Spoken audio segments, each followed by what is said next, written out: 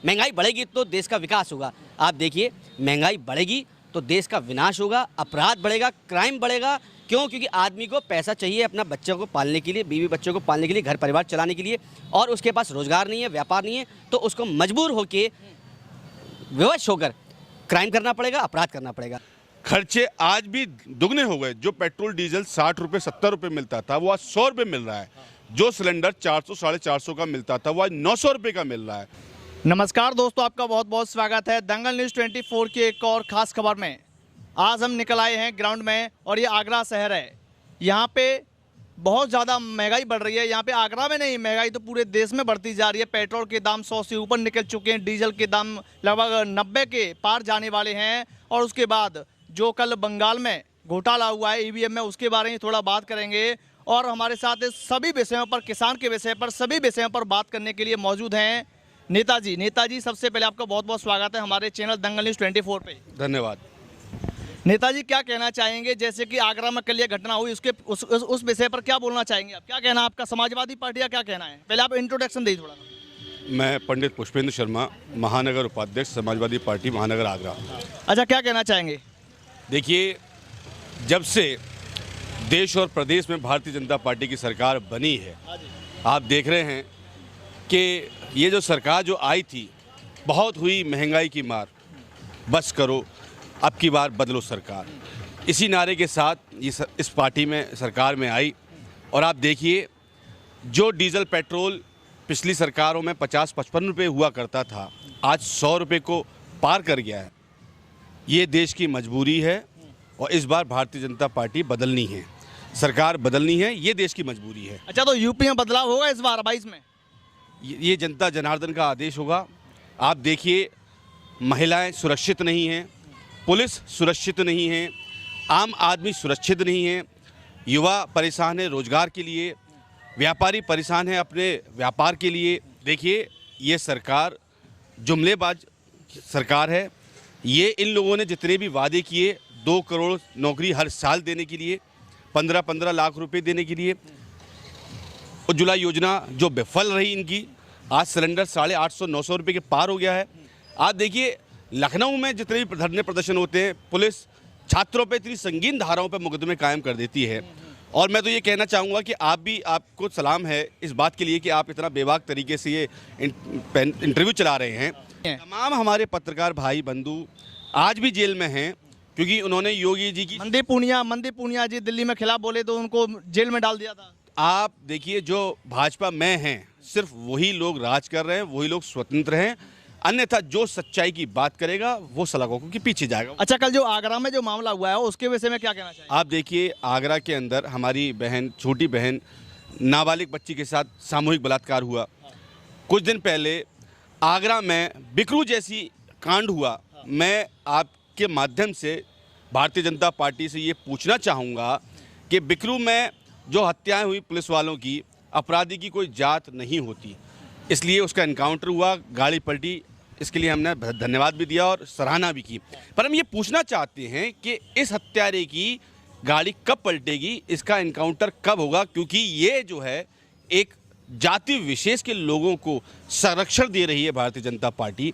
आप देखिए, यूपीएसटीएफ की वांटेड की लिस्ट अगर आती है, उसमें एक जाति विशेष के अपराधियों का नाम ही नहीं है। योगी जी तो पहले भी ये कहते थे कि हमारी सरकार आएगी तो या तो अपराधी जेल के अंदर होंगे या प्रदेश के बाहर होंगे। तो मैं आपके माध्यम से ये पूछना चाहता हूँ, ये पुलिस वालों की हत्याएं, बहन बेटियों के साथ बलात्कार, लूट, अपहरण और ये इतने संगीन अपराध जो हो रहे हैं, तो ये कौन कर रहा है? ये आरएसएस के लोग कर रहे हैं, ये बजरंग दल के लोग कर रहे हैं, या भारतीय जनता पार्टी के लोग कर रहे हैं? दोस्तों, मैं आपको एक चीज़ बताता हूँ, एक मिनट नेता, रोकना चाहूँगा। मैं आपको एक चीज़ बता देता हूँ। कल मथुरा में एक बहुत बड़ी घटना हुई। आरएसएस के कुछ कार्यकर्ता, बीजेपी के कुछ कार्यकर्ता बहुत हद पार कर दी और पुलिस वालों पर चप्पल मारते हुए नजर आए और हेलमेट से पिटाई करते हुए नजर आए। तो क्या हमारे देश की, हमारे यूपी की पुलिस इतनी नाकाम हो चुकी है? पता नहीं किसके कहने पे ये काम हो रहा है तो फिलहाल आप पहले इस वीडियो को देखिए, उसके बाद मैं नेता इस सवाल करता हूँ।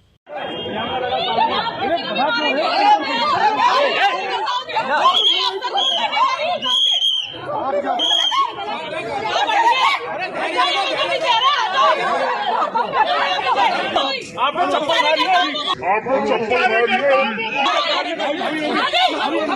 मारिए।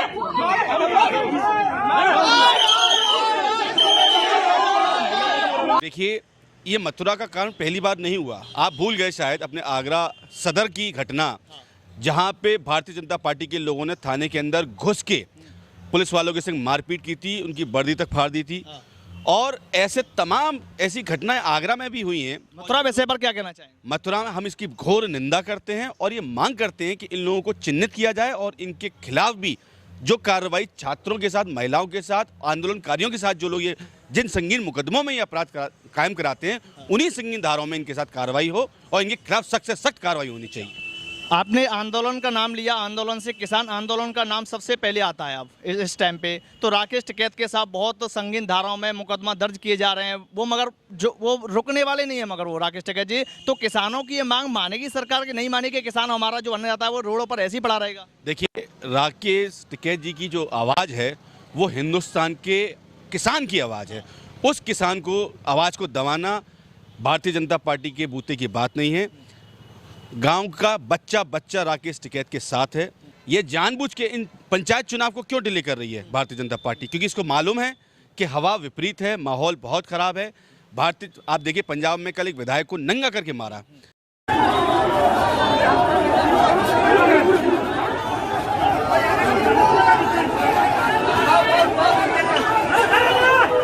हाँ नेता जी, क्या कह रहे थे? अपनी बात को जारी रखिए। देखिए, भारतीय जनता पार्टी के लोग बहुत अच्छी तरह से समझ चुके हैं कि पंचायत चुनाव में हम जाएंगे, गली गली में हमें जनता मारेगी, किसान मारेगा, नंगा करके दौड़ा दौड़ा कर पीटेगा। और ये चीज़ प्रूफ कर दी है पंजाब के किसानों ने।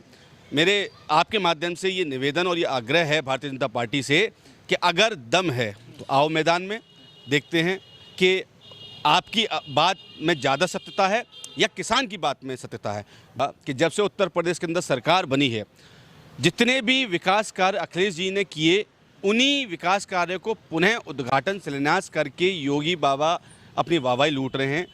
मैं आपके माध्यम से सवाल करता हूं कि ये 4 साल में जो ये अपना जश्न मना रहे हैं, ये बता दें कि एक भी एक्सप्रेसवे बनाया हो, एक भी मेडिकल कॉलेज बनाया हो, एक भी अस्पताल बनाया हो, या एक भी ऐसी जन सुविधा जो आम जनता के हित में हो, ऐसा एक भी विकास कार्य गिना दें तो भारतीय जनता पार्टी को हम सलाम करेंगे। पर आप देखिए, इनका पहले दिन से और आज तक जितने भी भारतीय जनता पार्टी ने शिलान्यास किए हैं, जितने फीते काटे हैं, जितने भी उद्घाटन किए हैं, वो माननीय श्री अखिलेश यादव जी के विकास कार्यों को ही पुनः या उसी योजना को आगे बढ़ाने का ही काम कर रहे हैं। आप देखिए, भारतीय जनता पार्टी के अंदर अगर ये इस बात को ना कहें तो ज़्यादा अच्छा है, क्योंकि जिनके घर शीशे के होते हैं वो दूसरों के घरों में पत्थर नहीं फेंका करते। आप देखिए, इन्हीं पार्टी के संस्थापक सदस्य लाल कृष्ण आडवाणी को आज इस कदर दरकिनार किया गया है। उनको भरे मन से, आपको मैं वीडियो क्लिप भी भेज दूंगा, कि अमित शाह जी ने उनको बगल किसी पे बैठे थे और पीछे जाने को उनको कहा कि आप पीछे बैठिए। और मुरली मनोहर जैसी हैं, यह तमाम ऐसे ब्राह्मण नेता जो जिन लोगों की वजह से आज भारतीय जनता पार्टी की सरकार है या भारतीय जनता पार्टी है, आज यही भारतीय। तो क्या आप मानते हो कि ब्राह्मण की वजह से भारतीय जनता पार्टी हुआ करती थी? क्योंकि भारतीय जनता पार्टी, चाहे वो हमारे पंडित जी रहे हों, उपाध्याय जी रहे हों, वाजपेयी जी रहे हों, इन लोगों ने भारतीय जनता पार्टी को बनाया। पर आज सबसे ज़्यादा शोषण, अत्याचार, उत्पीड़न इस भारतीय जनता पार्टी में ब्राह्मणों का ही हो रहा है। लॉकडाउन की वजह से लोगों का रोजगार चला गया, व्यापारियों का व्यापार बंद हो गया, खर्चे आज भी दुगने हो गए। जो पेट्रोल डीजल 60 रुपये 70 रुपये मिलता था वो आज 100 रुपये मिल रहा है। जो सिलेंडर 400 साढ़े 400 का मिलता था वो आज 900 रुपये का मिल रहा है। आपने देखा, बच्चों की किताबों पे भी 25% उसकी वृद्धि कर दी गई। हर चीज़ की वृद्धि हो रही है, हर चीज़ में महंगाई हो रही है।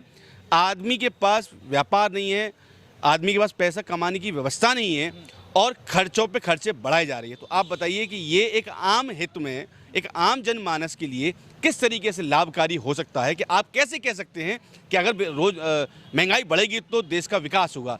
आप देखिए, महंगाई बढ़ेगी तो देश का विनाश होगा, अपराध बढ़ेगा, क्राइम बढ़ेगा, क्यों? क्योंकि आदमी को पैसा चाहिए अपना बच्चों को पालने के लिए, बीवी बच्चों को पालने के लिए, घर परिवार चलाने के लिए, और उसके पास रोजगार नहीं है, व्यापार नहीं है, तो उसको मजबूर होके विवश होकर क्राइम करना पड़ेगा, अपराध करना पड़ेगा। अगर अपराध को रोकना है, क्राइम को रोकना है, कानून व्यवस्था संभालनी है, तो सबसे पहले सरकार को रोजगार देना पड़ेगा, महंगाई को रोकना पड़ेगा, तब जाके ये सारी व्यवस्थाएं ठीक हो पाएंगी। हम पहले दिन से इस बात का विरोध करते आ रहे हैं कि भारतीय जनता पार्टी ने इस लोकतंत्र की इतनी धज्जियां उड़ाई हैं कि आप अपनी आवाज़ को, जो संविधान ने हमें अधिकार दिए हैं अपनी आवाज़ को बुलंद करने का, अपनी सही को सही कहने का, गलत को गलत कहने का, पर आज स्थिति ये है कि आप अगर भाजपा के हित में, भाजपा के फेवर में बात करेंगे तो ही आप स्वतंत्र हैं, आप लोकतंत्र को मान सकते हैं, आपके पास अधिकार है, पर आपको भारतीय जनता पार्टी की जय जयकार करनी पड़ेगी। अन्यथा अगर आपने सच कहा या भारतीय जनता पार्टी के खिलाफ कोई भी आवाज़ उठाई, तो चाहे वो छात्रों, महिलाओं, विधायकों, सांसदों, ये सबको संगीन धाराओं में मुकदमा, झूठे मुकदमे लगाकर और पुलिस बल पर अपने तानाशाह रवैया अपना रही है।